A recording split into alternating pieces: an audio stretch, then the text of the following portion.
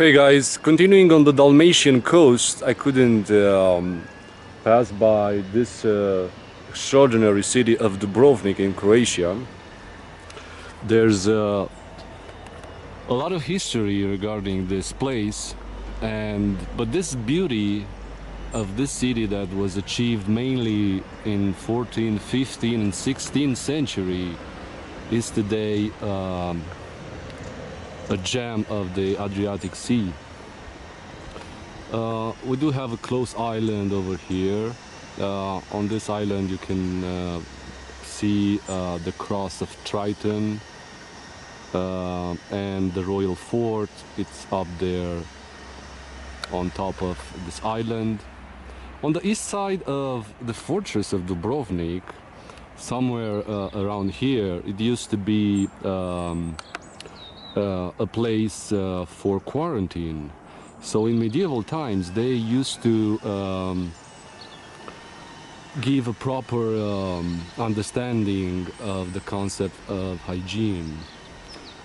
There is also a fortress, a small fortress over here. This big one over here is the Ravelin fortress. Stands on the shores.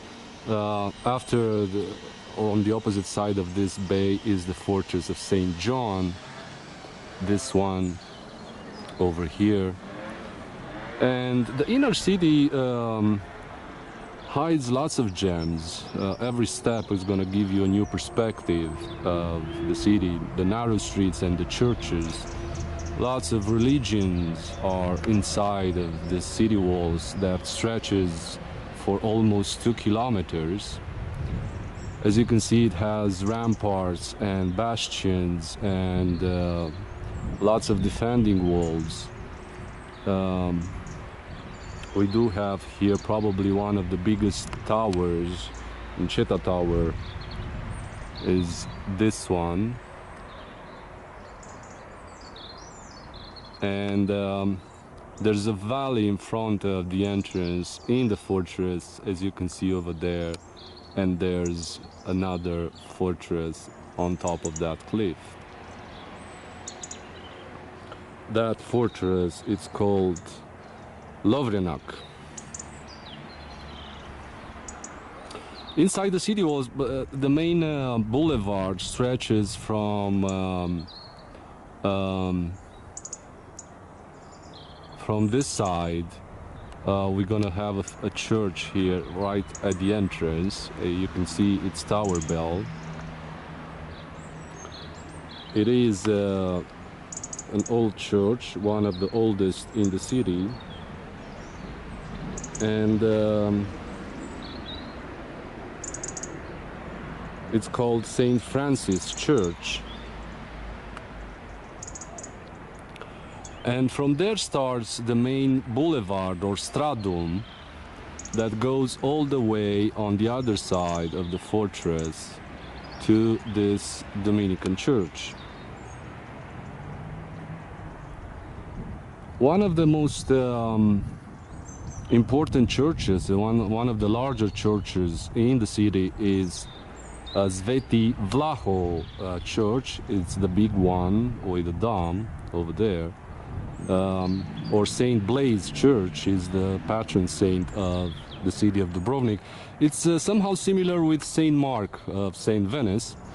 Well, let's not forget that in medieval times this beautiful city was very wealthy due to its maritime trade, and being so wealthy, I think he had the opportunity of buying his independence or semi-independence, because most of its history in medieval times it was a vassal to some other bigger power like the Republic of Venice or the Ottomans.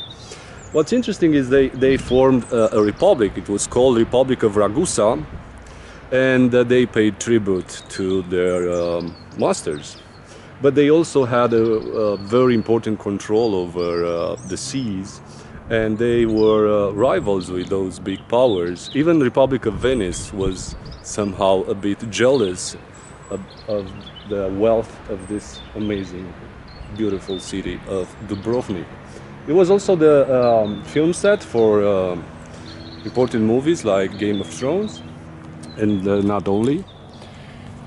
And Dubrovnik city is definitely a place to visit, and I chose this place because any other place inside the fortress would have been too narrow to describe the beauty of this place. So also the city gives you a cable car that starts somewhere down there and continues through these cables all the way up on the mountain, where you can have an impressive viewpoint over this beautiful part of the world.